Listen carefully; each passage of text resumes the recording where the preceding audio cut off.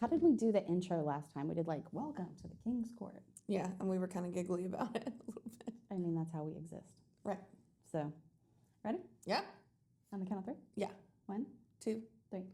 Welcome to the King's Court. I think that went a little smoother that time. This is podcast number 2 of the King's Court. I'm Lizzie King. I'm the associate attorney here at Teresa's firm. And I'm Teresa King. I am a criminal defense attorney here in Houma. And we like to have conversations about how the criminal justice world is not as scary as you think. The way that it plays out and interacts in several different circumstances throughout the media, be it movies or musical productions, can sometimes be really relatable and give us access to conversations that we might otherwise avoid. I think it's interesting a lot, too. We're going to be talking about Legally Blonde today. Fitting, since we're both Very blondes. fitting. We are both blondes, but you're wearing I'm pink. legally a blonde, and you are not. No, I'm a paid blonde. But Legally Blonde brings up a lot of these issues. And I think, just jumping right in, one of those things comes down to, how I'm going to talk about defendants are perceived. Yeah. We are criminal defense attorneys, and so we represent defendants who have been accused of a crime.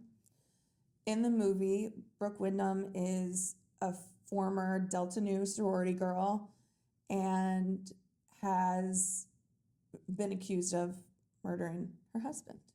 Whose name is Hayworth. Awful. I don't know where that name came from. His parents hated him. That's where it came from. I've never met anybody named Hayworth. Anyways, from the beginning, the legal team is thinking from the perspective of, it seems as if she's guilty. Everything points to she's guilty. And when Reese Witherspoon's character comes in as a law student who is working on the case, she says, there's no way. There's no way Brooke would do this. Right. Because I don't know if it was because she was a fellow sorority sister, because she believed so much in Brooke Wyndham. She was just, there's no way. And the famous tagline, is exercise releases endorphins, and endorphins make you happy. Make people happy, and happy people don't kill their husbands. They just don't. Which is a logical explanation, but probably wouldn't work in front of the jury.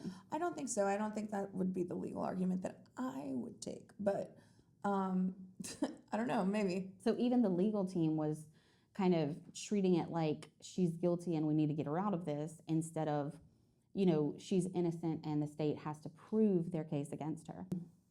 In the criminal defense world, a lot of times people are perceived as guilty until proven innocent. We see that with arrest based on probable cause and bail, where you have to pay money to get out of jail. Even though you're presumed innocent until proven guilty, you have to pay oftentimes an exorbitant amount of money to secure your freedom while your charges are pending. Right. And God forbid those cases last 2, 3, sometimes more years, and you're supposed to be innocent until proven guilty. You have pending charges that affect your ability to obtain employment. Yes. Sometimes obtain a place to live. There are a lot of things that you can't do while you have pending felonies, and you're supposed to be presumed innocent until proven guilty. But in Legally Blonde, the whole legal team was kind of treating it like she must have done it. If she doesn't have an alibi, she must have done it. And she didn't want to provide her alibi because she thought it would ruin her reputation. Yeah. That pretrial incarceration is one of my pet issues. I take real issue with pretrial incarceration in general. People who are innocent or innocent until proven guilty, but these people are presumed innocent at the time. Maybe they committed a crime, maybe they didn't, but I see it all the time, and I know that you do. Maybe they're offered a good deal, so they take the deal. They plead to something that maybe they didn't do, in order to get released because they're going to lose their job, they're going to lose their house, they're going to lose their family. And it is all just this big warped concept. I know in Jefferson Parish, the jail is overcrowded. So they have to release people from, bond and sort of hold folks with the bigger charges, but they're so full. And the Juvenile Justice Center in Orleans Parish, I think it's called something else now, but the Juvenile Justice Center, they had to build a new one. Yeah. A new one for children. And they're housing children on the second floor of Jefferson Parish. They haven't done anything at this point. They haven't had a day in court. But they just take a plea, get it over with, get home to their families. And it devastates me. And I've seen so many clients, especially in the public defender system, they feel that weight of hopelessness, the weight of, the system. If you're saying if I admit to something that I didn't do, I can be released and on probation. Yep. But if I maintain my innocence, I have to stay in jail because I can't afford a $20,000 bond. It's insane. It's wild. And Brooke Wyndham, who is highly successful in her career, whipping people into shape, she is, if she can't afford to bond out, or maybe they were holding her without bond.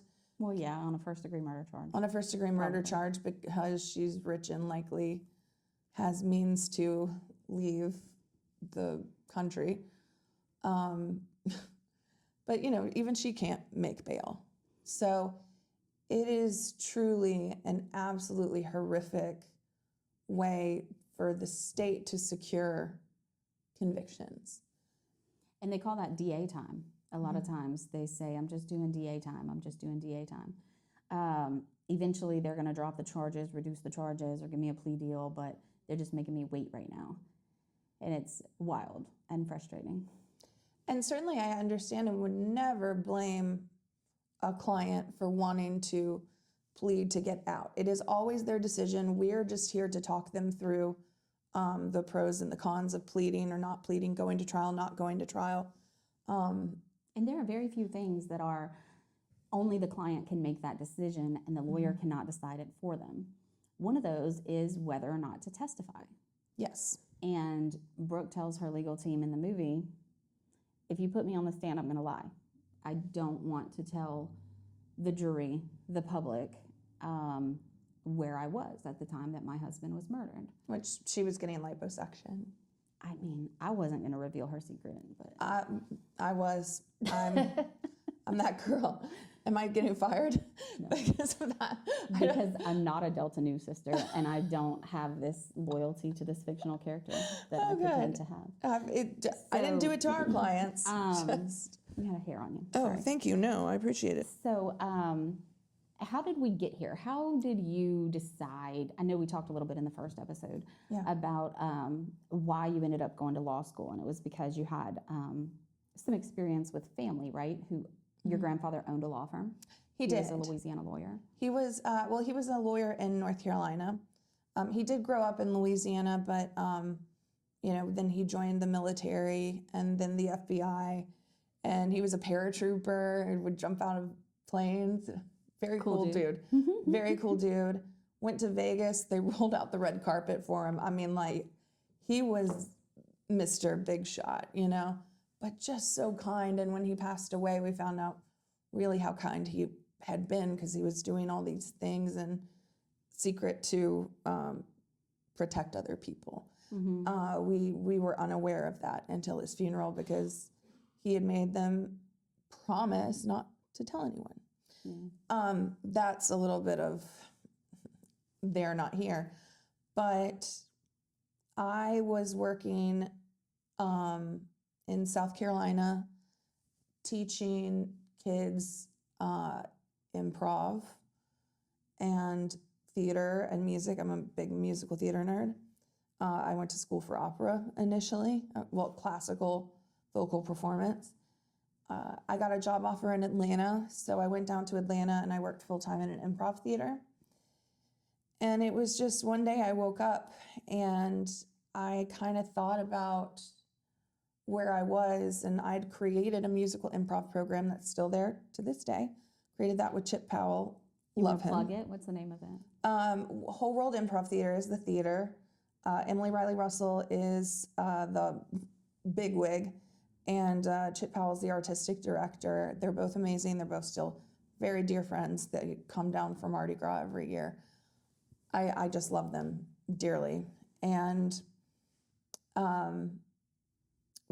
so I just kind of woke up one day and I realized that all the workshops I've done, all the shows I've done, written, emceed, starred in, all the classes I've taught for kids, adults, everything, I just kind of realized that I'd hit the ceiling of what I could contribute to this theater. And I went out, my partner was sitting on the couch in Atlanta, typing away. She is a writer. And I stepped out of the bedroom and I said, hey, I think I want to be a lawyer. And she said, okay. And I said, I think I want to move to New Orleans without missing a beat. She goes, okay. Her parents live in New Orleans. They were living there, moving there around that time too. And now my parents are here as well. But it really was kind of a thought that just occurred to me that I could make a bigger difference that way. Do you think that law school was everything that you expected it to be? So, no. Or what knowledge did you have about law school or what to expect before you went? Absolutely nothing. I went in completely blind. Law school had changed so much since my grandfather had been in law school. But you had seen Legally Blonde. I had seen Legally Blonde, yes. Okay. So I went in knowing what mens rea was and actus reus and, whatever that Socrates quote was. Oh, I don't remember what the Socrates quote was. I just remember that, is his name Luke Wilson, that nice guy that's in the movie? Mm-hmm. Well, that's the actor. He, no, not Warner, jeez. Who's your boyfriend? Emmett. Anyways. Yeah. Luke Wilson's character tells her, it's called the Socratic method, and it's awful. And that's absolutely true. So describe the Socratic method. I would love to do that. And then I have a horror story about the Socratic method. You go home with your law book. You read the 100 pages for each class that you were told to read. You mark up your little book. You write about the cases, and then the teacher, the professor, gets in front of class, calls a random person, and interrogates them about the case.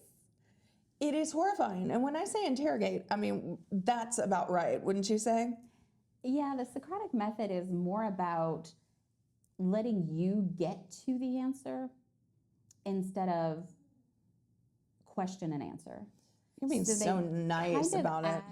They ask questions in a way that make you think, and they want you to get to a certain point,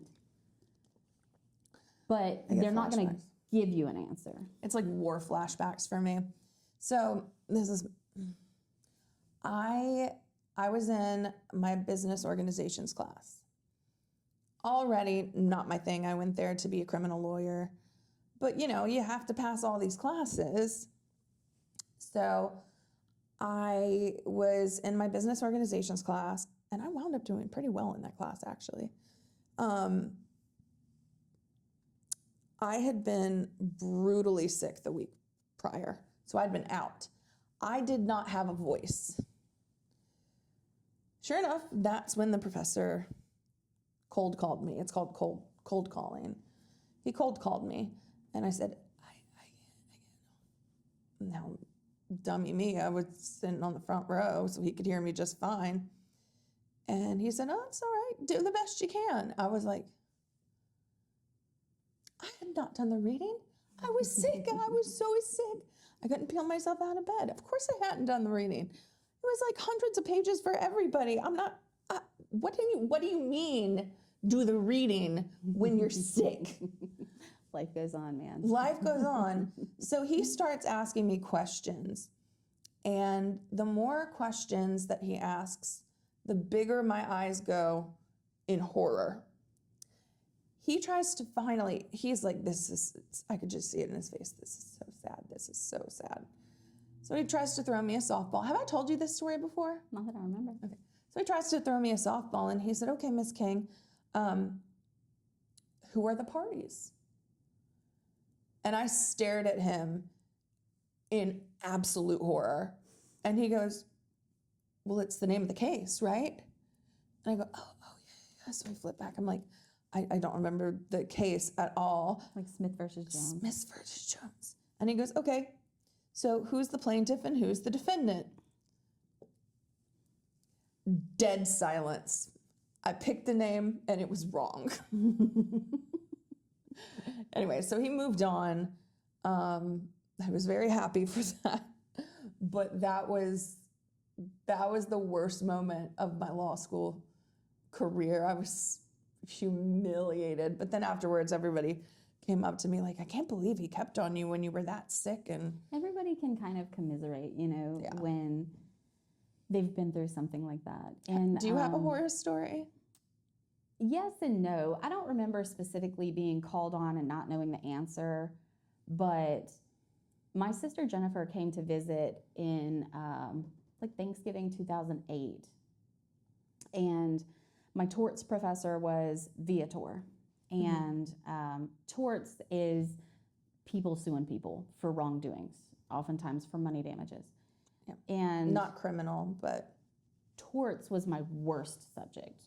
that surprises me for some reason. I didn't like it at all. Maybe it was Professor Viator. I don't know. Shout out. He was from the Mamou-Ville Platte area, which is very close to where I grew up. So I thought that we might hit it off. We did not, because he was harsh in his approach.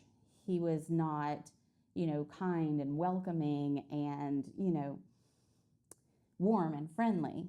I thought he was hilarious. He was harsh. Yeah. But when Jennifer came to visit that Thanksgiving, we were talking about when you can sue on behalf of a person. When does life begin? When do you become a person with the capacity to sue? Okay, that's interesting. So he poses the question to us, Right. 25-year-olds. When does life begin?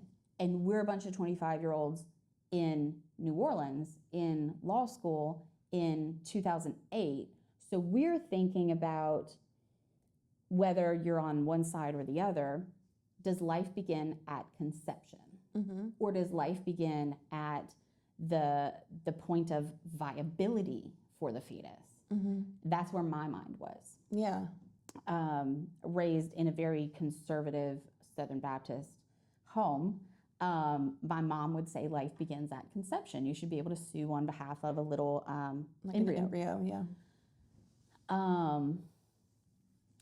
He starts asking these questions and getting all of these answers and all of these deeply theological arguments, and it has nothing to do with that. Just nothing to do with that. So we go on for probably an hour in this conversation, and my sister was just sitting as a guest in the class. My sister Jennifer is 10 years older than me, and she had been a teacher for a long time.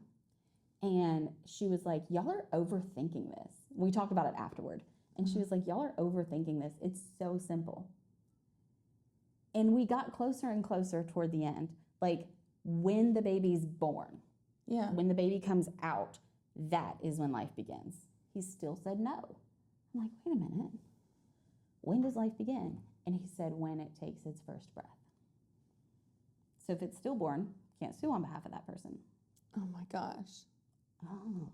Maybe wrongful death, though. That's the Socratic method that I remember. Yeah. The trying to get to the answer, but trying to get you to the answer. not giving you the answer. I just And thought the- it was a torture mechanism. It is. Okay. The reading assignments are another interesting piece. Reading assignments, I didn't know when I went into law school that you were expected to have homework before your first class. Who does that? I was on a cruise Who does that? on the Lido deck in my swimsuit, reading from the law book. And she said in Legally Blonde, in her first class, she was like, I wasn't aware we had any homework assignments. And she's cute, she's adorable, she's used to like getting her way. She was, you know, like really important at her school for undergrad, not so much on the Harvard Law School campus. And the professor asked the girl behind, played by Selma Blair, do you think it's acceptable that Miss Woods is not prepared? And that girl goes, no. And the professor goes, would you support me in my decision to ask her to leave the classroom and not come back until she is prepared? And that girl said, yes.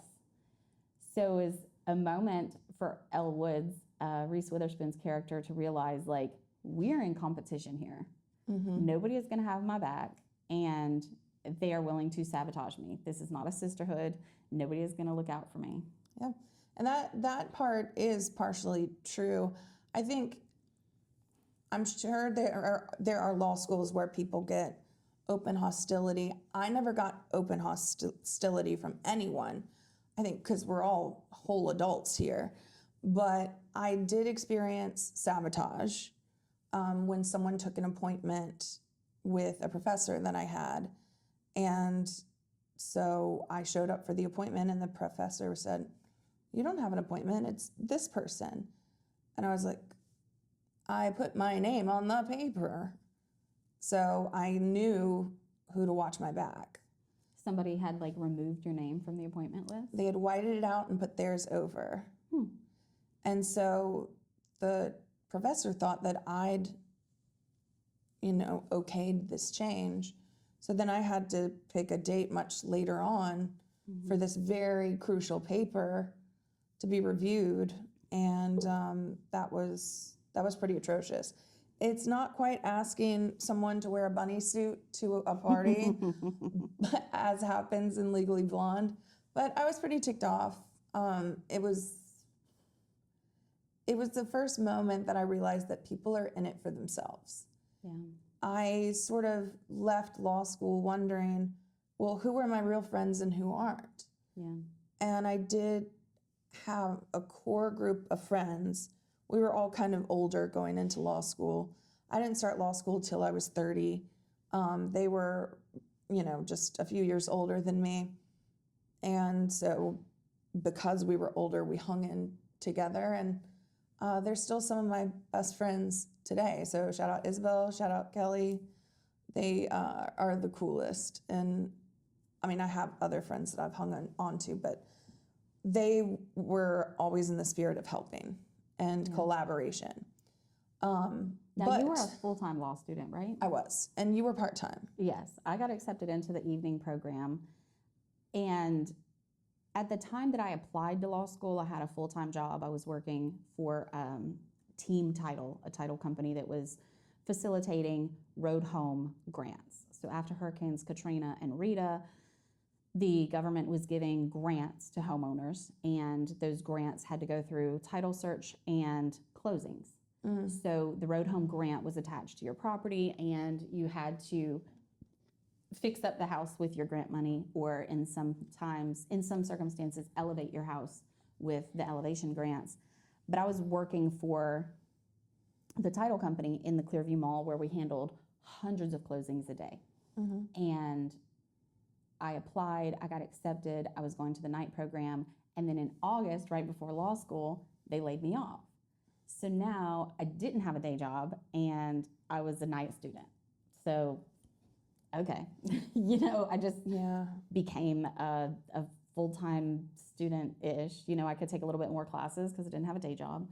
I started waiting tables. I figured it out, but it wouldn't have been my first choice to be in the night program if I'd have known I wasn't going to have a day job. Yeah. But I became very close-knit with the night program students. They typically had families. They were further along in their, in some of their situations, a previous career prior to going to law school. Yeah. And had a great time, except for in Professor Viator's class. I loved him. I thought he was so funny. I'm sure he was funny to those he wasn't traumatizing. Yeah, that's true.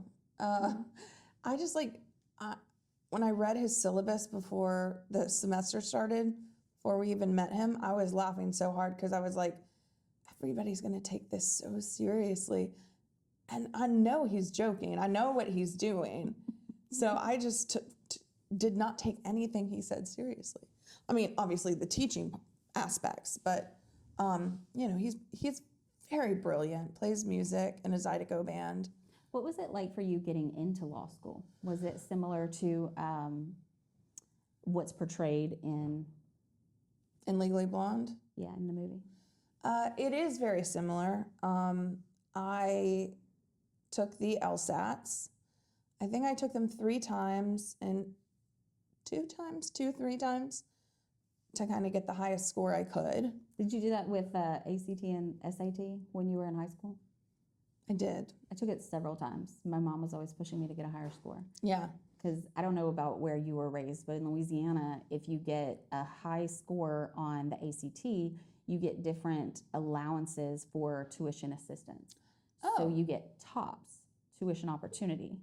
And if you get a certain ACT score, you can get your tuition paid for by TOPS for an in-state school. Not a private school, but an in-state school, they'll cover your tuition. That's amazing. If you get a higher score, they might cover your tuition and give you a room stipend. If you make a really, really great score, they'll do room, they'll do meal plan, and give you a stipend. Must be nice. I had the incentive coming from someone who doesn't have student loans. Come on. That's true. I don't have student loans. I don't have student So my loans. mom encouraged me to take the ACT multiple times. Yeah. Anyways, I don't think I took the LSAT more than once. Go ahead. Yeah, I took the LSAT 2 or 3 times, and it's funny because my score, which I don't remember what it was, but I remember that every time I took it, it was like 1 point difference. Like, Always increasing?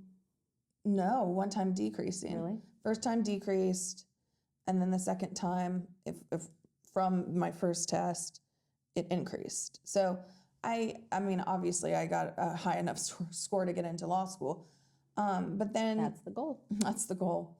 The admission process for me involved getting character letters from people who knew me in various times of my life. I got, I think, just 3 of those because then we had to get like 12 for the character and fitness exam. So I had about 3 of those, and then we had to write a personal essay. I did not film one in a bikini in a pool. I think that would have scared them a lot. But If you haven't seen Legally Blonde, Elle Woods is just this stereotypical sorority girl. And Seems to be. She films her, I would say her appearance. Her appearance was that of a stereotypical sorority girl. And she films a video, high production value video of her like saying things like, I can use legal jargon in my everyday conversations. And then somebody Someone like catcalls. Yeah, and she goes, I object. It was cute. It's and very then cute. it shows like a panel of people at Harvard Law considering applications and watching that video. And they go, I mean, she did have a 4.0 at undergrad. I guess we should let her in. I mean, and she did have a great score on the LSAT. She had quite a resume too. I mean, did she a lot owned of it. community engagement, a lot of giving back, a lot of managing different projects through her sorority and through her undergraduate curriculum. Yeah. Just very, very interesting reason to go to law school to Yeah. get her boyfriend back. I'm an Elle Woods apologist because people always think she's just this ditzy little blonde, but she's brilliant. Like, fashion merchandising is a business degree. Girl, She was majoring in fashion merchandise. I would not even have remembered that. But the very first time you really see her intelligence in the movie is when she's shopping for a dress, because Oh, yeah. it's the perfect day. That's the way the movie opens. It's the perfect day. Nothing's going to get in my way. And she thinks that her boyfriend is going to propose to her that night. So she goes shopping for the perfect dress. And this salesperson at the store thinks that she can get one over on Elle Woods. She pulls a dress off of the sale rack, takes the sale tag off of it, and tries to present it to Reese Witherspoon's character as, this is brand new. This is like right off of the runway. You should wear this. And she's going to try to sell it to her at full price. And Elle just asks a couple of questions, like, what kind of material is it? And does it have this super specific top stitch? And the lady's just nodding her head, yes, yes, yes. And then Elle kind of calls her on her bullshit. Mm-hmm. She goes, there's no way that you can do that fancy top stitch on that rayon material because it would damage the fabric. And you can't tell me that this just came off the runway because I saw it in Vogue last year. So if you're going to try to sell that to me at full price, you've got the wrong girl. Mm-hmm. And that's your introduction to her. She may have this stereotypical appearance, but she is most certainly not as dumb as she looks. No, not at all. And I shouldn't say that, like, not as dumb as she looks. She doesn't look dumb, but she has the appearance of a, blonde. Sometimes with stereotypes, we get a appearance of a ditzy blonde, but she is, as we just described, really intelligent in certain ways. She learns quickly in law school that she can't get away with the same methods or approaches, but she certainly figures it out and has that creative thinking. One example that I can think of is when somebody answers about a sperm donation. They're asking about sperm donation, whether he has a claim or doesn't have a claim to this child. And Elle Woods kind of has a counter argument, like, every sperm donation throughout his life has been like, he didn't care about those potential children, and now for this one sperm donation he cares. Like, he recklessly abandoned all of the other sperm. Why does he all of a sudden have a right to this one? I love the part where she says, and by that nature, all masturbatory emissions where the sperm was clearly not seeking an egg could be termed reckless abandonment. Yeah. And that's the kind of legal mind that you have to use, creative and wonderful. And it really does, law school is to teach you how to be a lawyer. Yeah.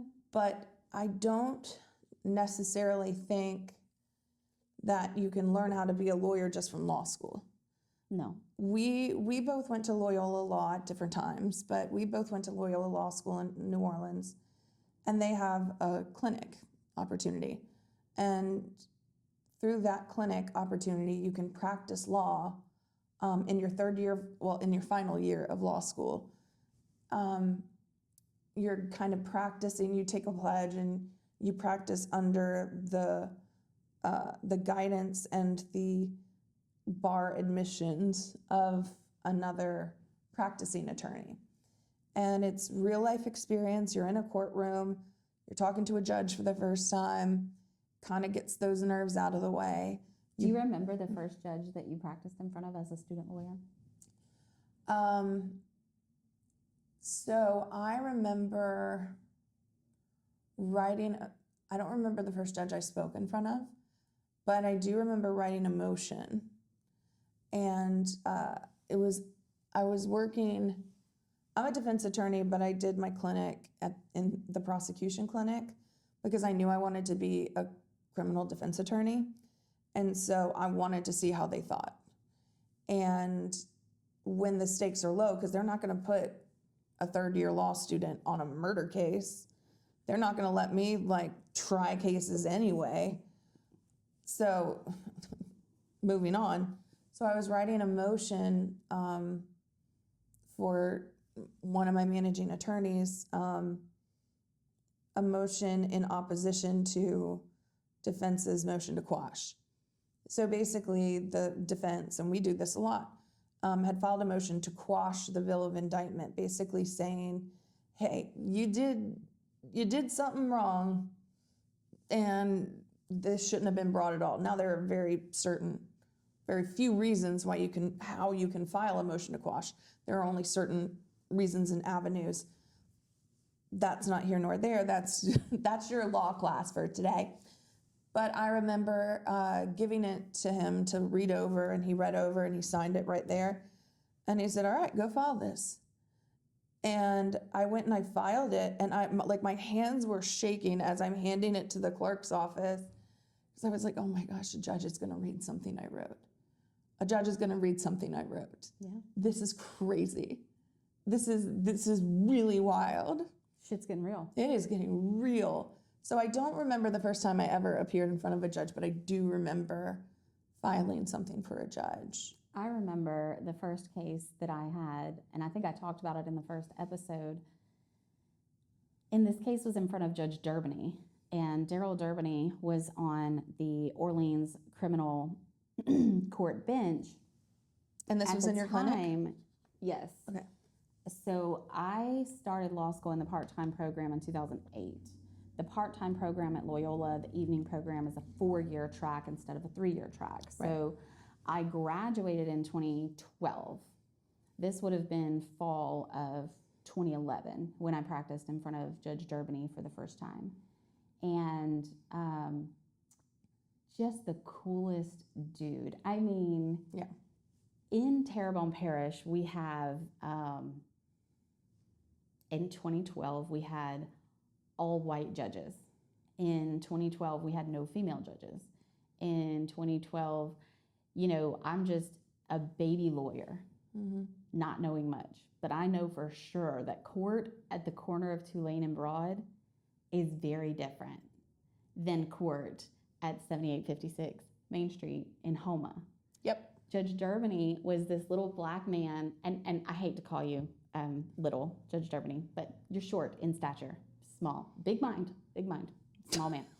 Anyways, Judge Durbany had these big diamond earrings, and it just seemed like the coolest thing to me for the culture and whether it's fashion or, personal, identity, just personal expression. It seemed like the coolest thing to me that Judge Durbany can have diamond earrings.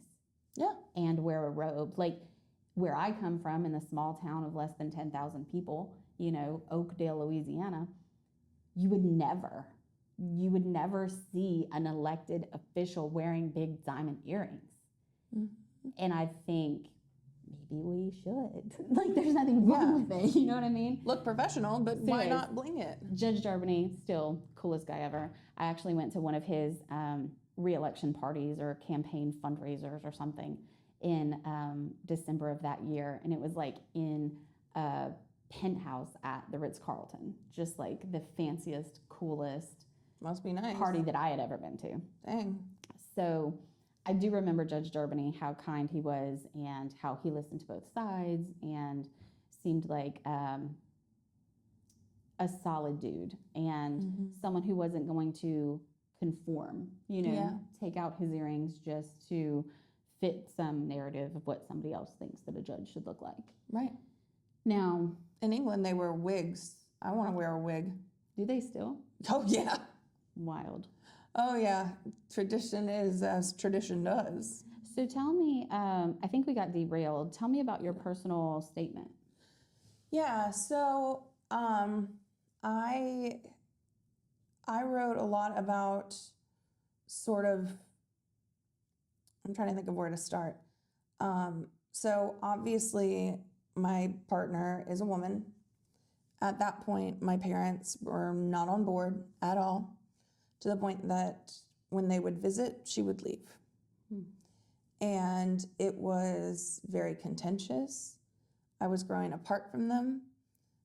It was very hurtful. And so I wrote about continuing living my life with my partner while still having this shadow over me, and how I'm strong enough to weather that storm, and knowing that there may be a decision that I have to make that would be a very difficult decision, but that I'm getting brave enough to do it. And I want to go to law school to be brave enough for my clients. And I want to lend them my bravery, so I have to be brave. I love that. Yeah, so since, I have to say, my parents have both come around, they love Morgan more than life, probably more than me. My mom will drive her to UNO like 3 times a week when she teaches. Morgan hears stuff about my mom before I hear stuff about my mom. They text her all the time. I don't get texts that often anymore. They come over for dinner. We go over for dinner. They love it when we spend the night in their house. They live like a mile away from us. And it's just, sometimes I cry about it because that is just... It's come a long way. Yeah, it's a dream that I never thought I would get. And it's here. Yeah. And they call her, their daughter-in-law. They love her so much. Has the nickname caught on? Mortgage Board? Mortgage Board? Oh, no, not yet. She's now Promo because, Okay. She's a professor. Professor Morgan. Promo. She's now Promo. My personal statement was simple, but I thought meaningful. Okay. At the time, my experience in the working world was primarily with service, in the service industry. In high school, I was a waitress, and in college, I worked for the catering company on campus, Sodexo. And Sodexo managed the cafeteria. Sodexo managed a lot of the student union vendors and things like that. But Sodexo also catered every board meeting on campus, the coffee, the pastries. They catered every fancy scholarship dinner that was hosted with multi-course meals. And, we had to set the tables a certain way, and with the glasses and the dessert spoon at the top. And, it was Wow. a wonderful experience working in the catering world, sometimes waking up at 5 a.m. to get coffee to wherever it needed to be, sometimes working college football games, because we also catered the press box. Oh, that's for fun. the coaches and the athletic directors and the press. Yeah. I loved the catering job. We also catered sorority and fraternity parties. Shut up. I didn't join a sorority Me neither. in college, but I bartended several of those parties, and I loved it. In North Carolina, you can serve alcohol at frat parties, but not at sororities. Interesting. Is that not? You can do it at either. Lots of alcohol was served. That's so. Anyways, That's so funny. I was serving well before I was old enough to drink. Blame the patriarchy. But in my personal statement to get into law school, I was writing about how I just want to help people. Yeah. And working for the title company, I learned the lawyers that were doing the title searches were just trying to get to the bottom of, whether or not these people were or were not the proper people to receive the road home grants. And you're just reading and researching and problem solving. But somebody on the other side is in some situation where they need some help. Yeah.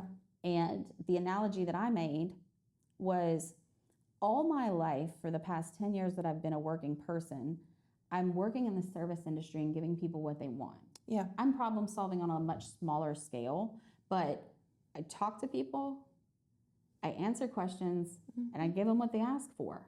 Yeah. Very simple. The service industry was really enjoyable for me in that way. So I used that to analogize. Being a lawyer for me is just helping people. Yeah. I don't know exactly how I'm going to do it. I don't always know what circumstances are going to present themselves, but my effort here is to help people, problem solving and helping people. That's awesome. And I'm into that. And I've been into that for a really long time. I just didn't know that that's what was fulfilling Yeah, about the service industry. that is really cool. So I actually pulled it up a couple years ago, my personal statement, the entrance essay for law school. And it was interesting to read back, Yeah. what that thought process was like and how that was portrayed in my 25-year-old mind. And I'm sure how you've changed since. So Yeah, I mean, I still like answering questions and helping people. yeah. I talk to people every chance I get. I don't know if you agree, but I think Legally Blonde is maybe one of the most realistic examples in film or TV as far as law school is concerned. It's pretty accurate down to the Socratic method, Elle Woods getting called on, having student practitioners, and some of the other things that she faces with like bullies, people taking advantage, sort of sabotaging sometimes. And Teresa, do you kind of want to explain how grades are given out in law school? Yeah, I didn't know when I applied to law school, much like you, I didn't know much about law school other than what I had seen. Academic Success Center saved my life. I Yay, had Professor Tufts. no clue what to expect. But when I learned that you get one chance, one test for the whole semester, that blew my mind. One test. Trying to tell my mom, we don't have midterms. We don't have regular quizzes and grades throughout the semester. Mm-mm. There's one test at the end, and it's like pass fail. You do a good job or you don't. And in Professor Viator's class, gosh darn it, I made my first D of my life. Wow. And didn't think that I would come back from it. Because in the part-time program, we had 3, maybe 4 classes that first semester. And probably property 101 or, besides torts, maybe some jurisdiction, maybe federal procedure or something. But making a D in like 1/4 of the classes that I was taking was like career ending. Like, I'm not going to come back from this. I've always been an A student. I've always excelled. I don't know how to, please Professor Viator. Yeah. And it felt impossible. But I had torts in the fall. I had another torts in the spring, and I ended up in a much better position at the end of the spring semester. It was getting used to law school, getting used to the Socratic method, getting used to writing an essay and communicating ideas. There's no multiple choice exam. There's like a hypothetical. You answer the hypothetical, and you have to communicate not just in like an introduction, body, conclusion, but you have to communicate in like identifying the issue, identifying the rule of law, and then applying the rule of law to the facts and circumstances, and then concluding. They call it the IRAC method. And so there was a learning curve, Of course. certainly. It was horrifying, It was so horrifying. but nothing that I couldn't bounce back from, as we do. Yeah. And I mean, look at you now. They also don't hand out grades as you've earned them necessarily. They have a certain number of each grade that they can give, the professors I'm talking about. And I don't know if that's applied across the board, if each professor has their own way of doing things, or if it's at every law school it's done that way. I really don't know. Yeah, so they might have 4 A's to give out,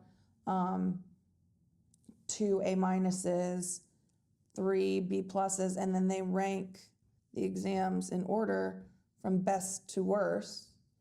And then wherever that lays, that's who gets what.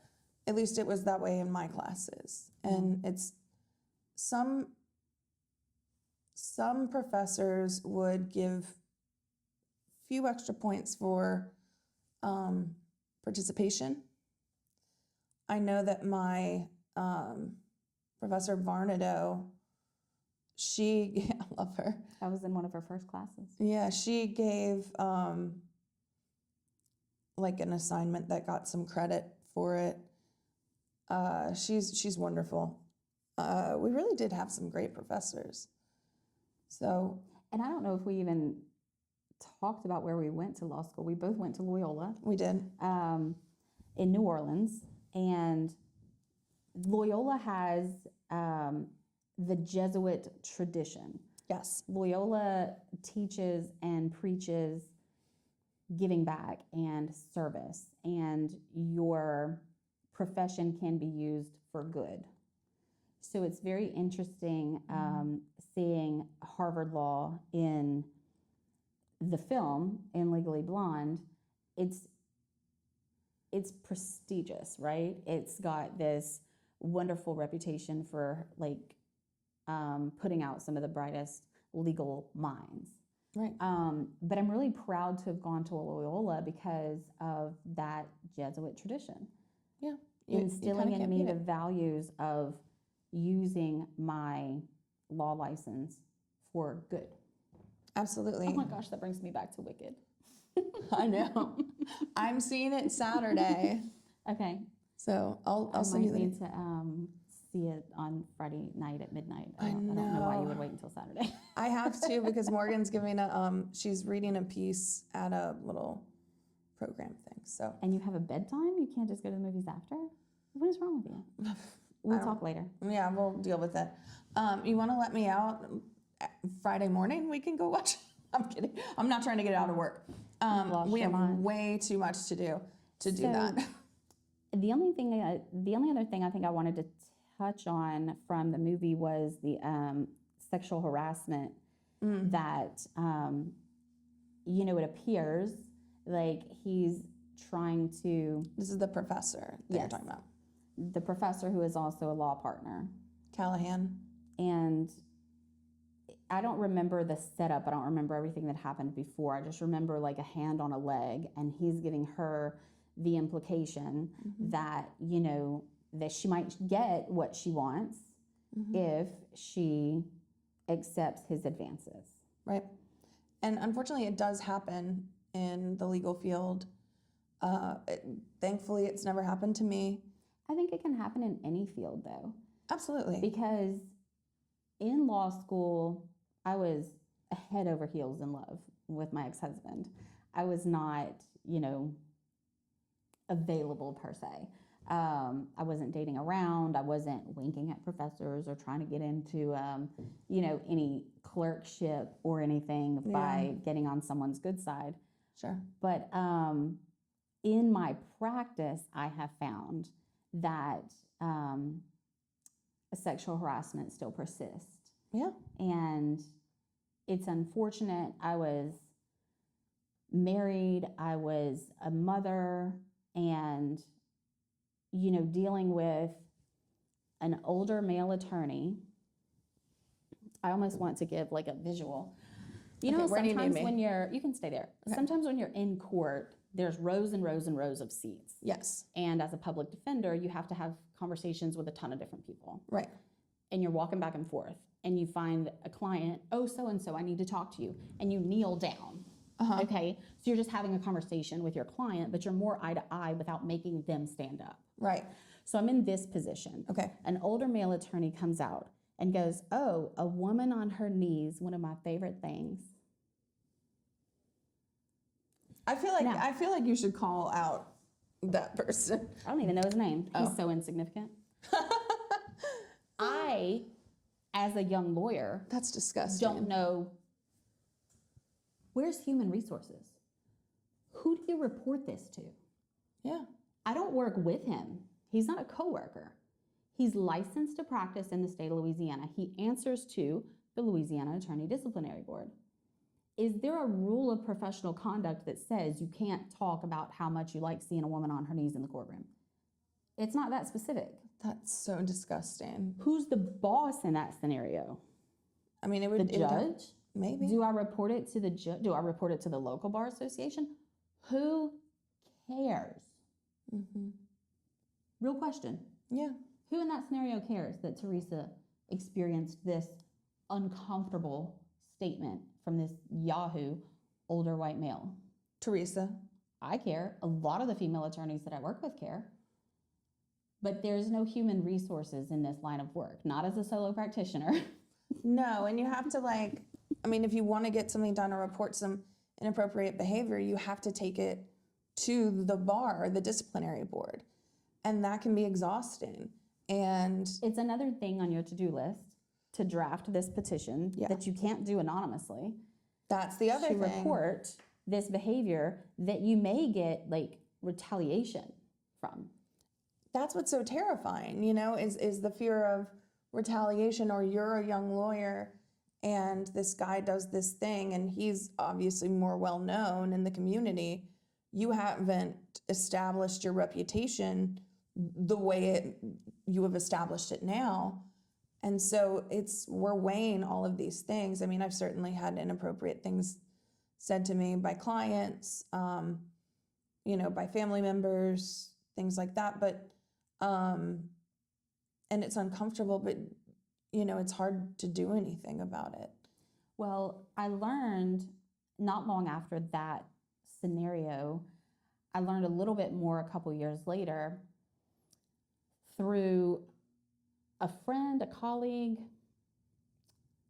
Real quick aside, in 2012, when I graduated from law school, but before I had received my results that I had passed the bar exam in October. So between May and October of 2012, Judge Arthur Hunter in New Orleans was appointing civil attorneys to do criminal cases because the public defender's office had a shortage. They didn't have enough attorneys. They didn't have enough funds to pay attorneys. They were not taking any more cases.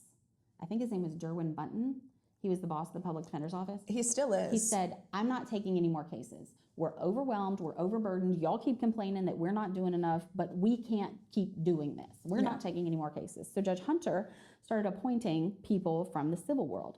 My clinic professor had this genius idea to have me get in touch with those civil practitioners to help guide them through criminal court.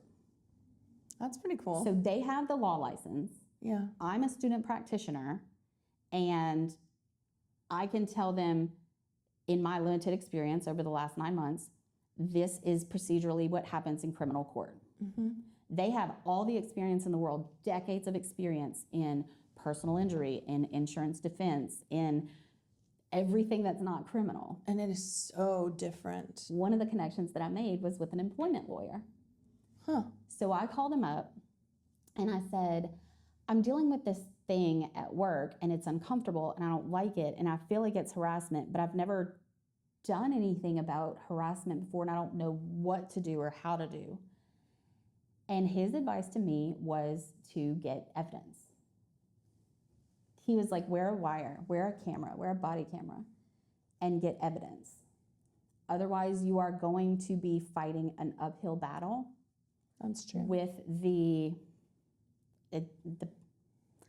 people in those positions are not like royalty, but you would think when you're going up against an employer or you're going up against a boss, you would think that they're royalty in the way that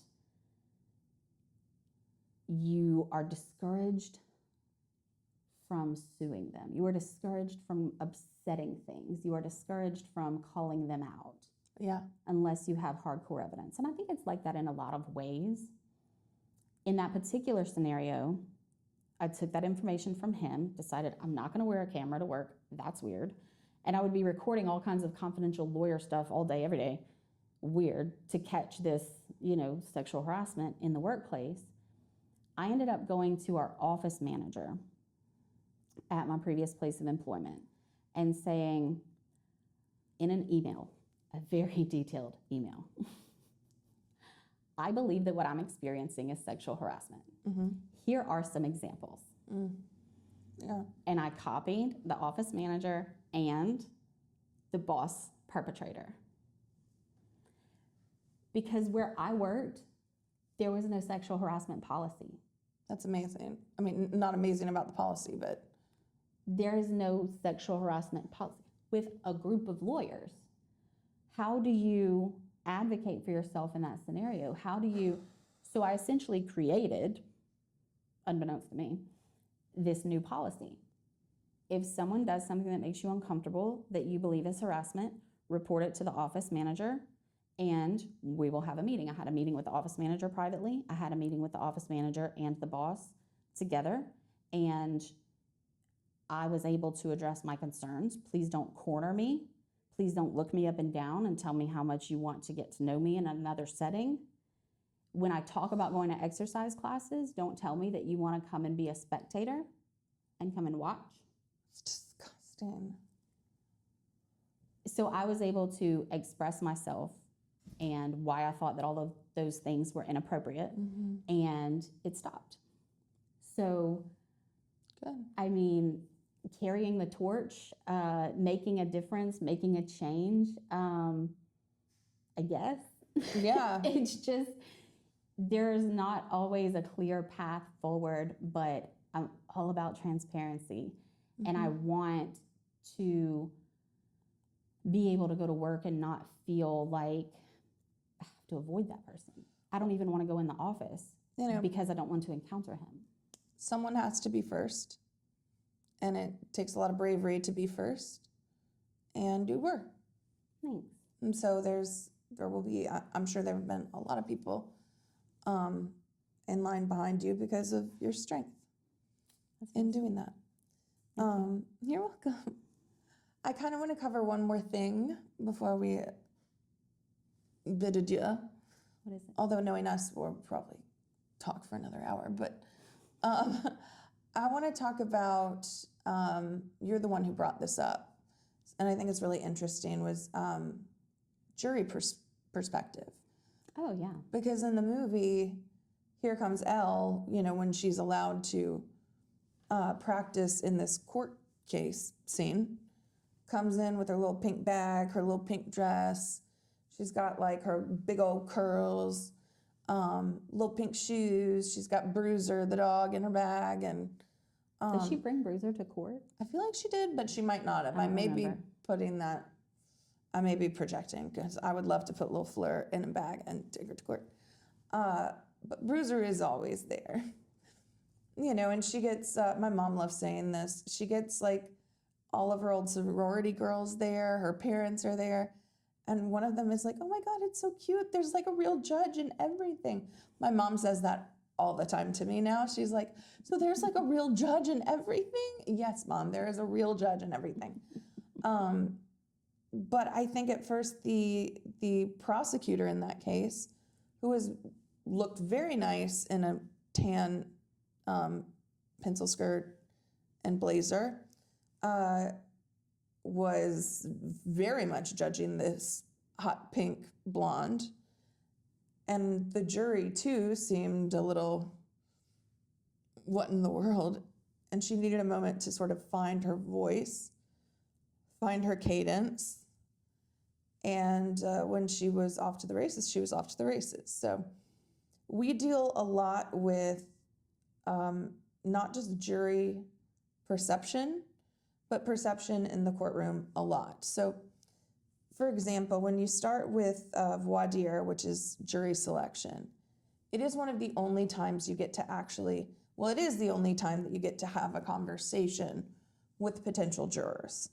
Everything else is conducted elsewhere. Even opening statements and closing arguments, you're just kind of, you're talking to them, to the jurors, but it's not a conversation. And I think voir dire is so much fun, first of all, but I think it's also the most important part, one of the most important parts of the judicial system, because we are picking someone, like a jury of 6 or 12, depending, that can change the course of someone's life. And you want a jury to like you up front. You want to be personable, but still take it seriously. And I think building credibility is one of the things that might be overlooked in voir dire. Oh, yeah, absolutely. We focus a lot on the types of questions that you want to ask, the types of jury people that you want. I don't like to say the word juror. It is hard for me, so I say jury people. You do what you got to do. You're the boss. Don't judge me, judge your mama. So, in my experience, there is a perception that criminal defense lawyers are there to trick you, pull the wool over your eyes, conduct some like under the table transaction to convince the jury that this person's not guilty. Like we got a little black magic going on under the desk. Not how we operate. That's not legal. We don't, as attorneys, you're not allowed to present knowingly false evidence to the jury. You don't always have to tell the other side everything that you know, but you can't put your client on the stand, for instance, if you know that they are going to testify falsely. You can't suborn perjury. So, and if they insist, you have to take steps. You have to be. I've had to tell a judge, I have a conflict of interest. I need to get out of this case. Well, what's the conflict of interest? I'm not at liberty to say I have a conflict of interest and I have to get off of this case. And it was on the morning of trial. It was a bad time. But I am not able to disclose, you know, my client wants to do something untoward and he told me about it in confidence, and I can't tell the judge what my client told me, but I need to let the judge know that this can't move forward. So anyways. That is a very fine line, just to kind of, we'll get back in a second, but you know, that's a fine line as far as breaking attorney-client privilege. I can't single-handedly change public perception about criminal defense lawyers. Right. But in each trial, I can educate potential jury members about what the job of a criminal defense attorney is. Yes. And I can present myself in a way that builds credibility, because I know the audience, in this case, a jury veneer or a group of people who are potential jury people. I know that they come into court with their own life experience, their own political ideas, their own religious beliefs, their own perception about the criminal justice world, about my clients, about a number of things. I can't change them in that room, but I can build credibility. I can let them know that they can trust me and that what I present in terms of evidence or testimony is something that they should pay attention to. Yeah. So what are some things that we do to build credibility through the jury selection process? Well, the main thing is, you know, it's a little difficult in jury selection because you can't use the facts of the case, the exact facts of the case. So usually we'll use hypotheticals. But, you know, if you say you're going to deliver something, deliver it. You know, I am usually up front with the jury, potential jurors, and I will say something like, you might hear me objecting a lot. You might hear me object to a number of things. Is anyone going to hold my client responsible for that? Or are you going to understand that it's a lawyer decision not to hide anything? Will anyone here think that I'm hiding something? And if someone says yes, then we talk about it. Who else agrees? Those people are off our jury.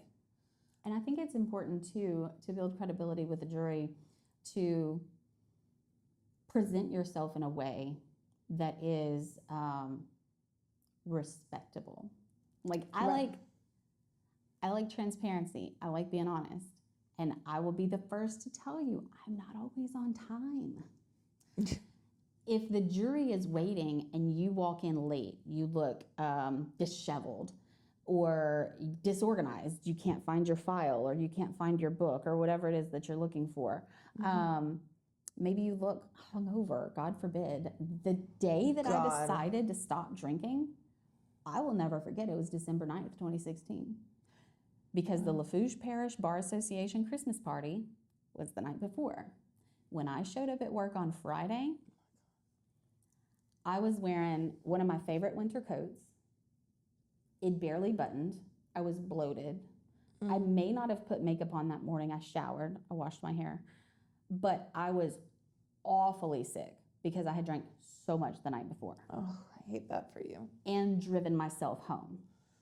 Now, I made it home safe, but my ex-husband, to his credit, said, "Do you really think you should have driven home last night?" And that started the wheels in motion for my choosing sobriety, joining Weight Watchers, living a healthier lifestyle. Because I don't know if you had to do this in law school, but we had to watch the movie The Verdict with Paul Newman. We didn't have to, but a friend recommended it. Did you watch it? I watched some of it. He had a drinking problem. Oh yeah. And when I tell you on that morning when I went into court in front of Judge Miller. Not Judge Miller and Jefferson? No. Oh. Steve Miller in Steve Lafourche Miller. Parish. Okay. I was hungover. I looked awful. I So- was bloated. I was ill prepared. I probably showed up 10, 15 minutes late. And I, in that moment, recognized that I am the physical manifestation of that Paul Newman character in The Verdict. Oh my God. I looked like that public defender that you would never want because I was hungover in an ill-fitting suit, looking a hot mess, and not knowing what I was talking about and not being prepared. All of those things don't build credibility with a jury. No. So that's a brief aside, but one of the things that you can do is to present yourself in a way that is respectful. Show up on time, wear clothing that is somewhat conservative, but you can express yourself to a certain extent. But if you show up wearing a mini skirt and sleeve tattoos, there are people on the jury panel who may have strong opinions about that. You're not doing yourself any favors by isolating groups of people by, your bold freedom of expression.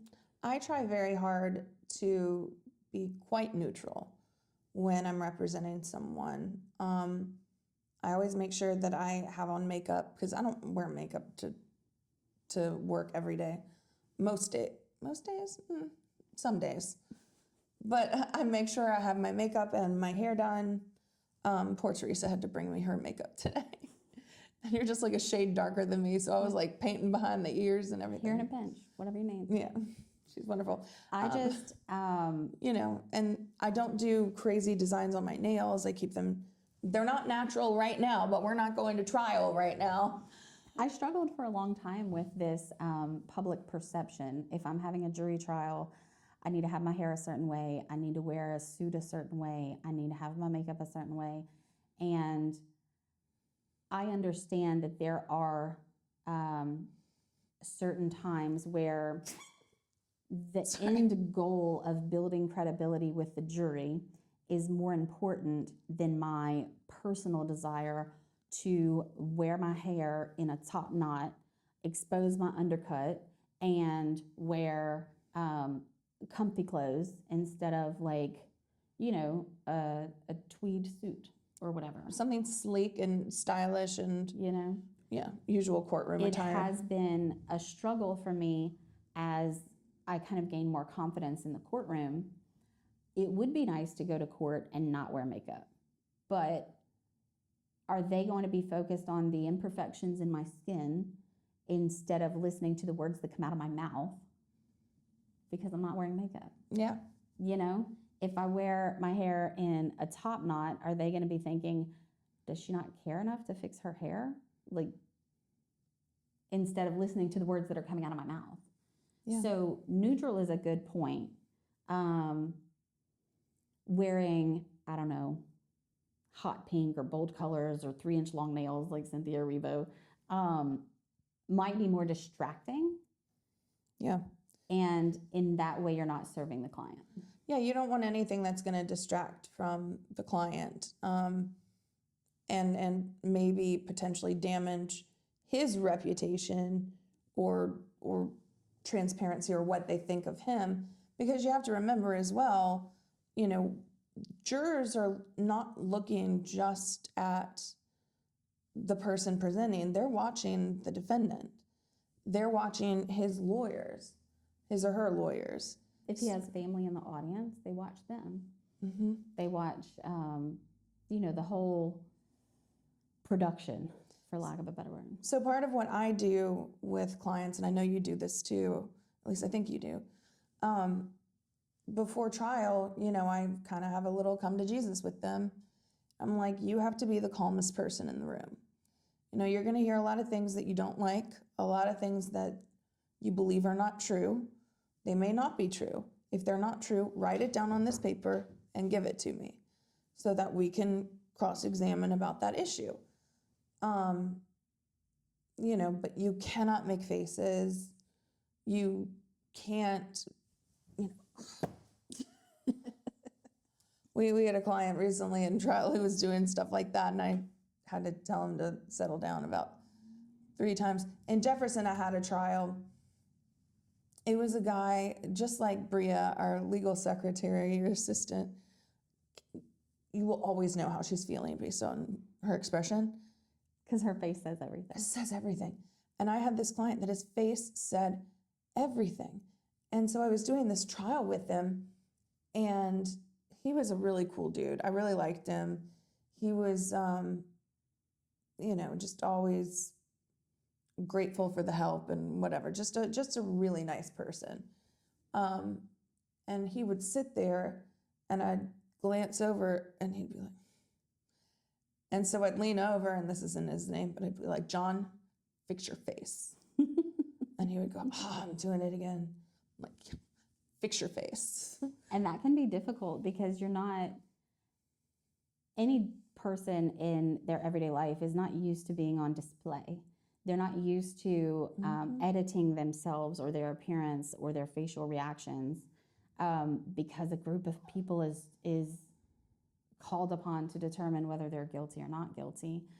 It's an interesting and difficult position to be in. And to wrap up, I think I want to reference one more thing from Legally Blonde. Yeah. One of the professors gave a quote and said, do you know who said that? And one of the people in the law school class said, Aristotle. And the professor said, are you sure?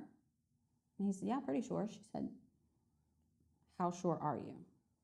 I don't know, 98%. Are you so sure that you would risk your life on that answer? And he was like, yes.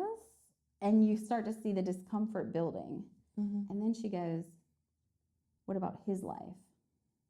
And he's like, I don't know. I'm not so sure. And that's what it is that we're doing.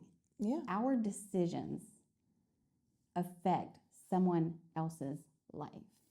And not just their lives, but the lives of the people who love them. Yeah. Their families, their friends.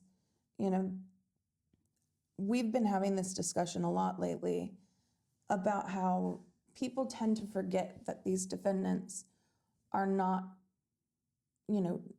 they're just people. They're people, they have lives. Sometimes they've made a bad decision, but they live their lives. They have families. A lot of them have children, spouses, longtime partners. They have mothers, aunts. There was a client we had that took a plea last week, and he had 8 family members there for him. And it blew me away. It totally blew me away. I hesitate to say this because I don't want the information to fall in the wrong hands, but there was a deputy that allowed him a moment with them to say goodbye. Just that little moment of kindness. Yeah. And goes a long way. So that deputy remembered that this is a person, and this person has emotions and feelings and has family there that love him.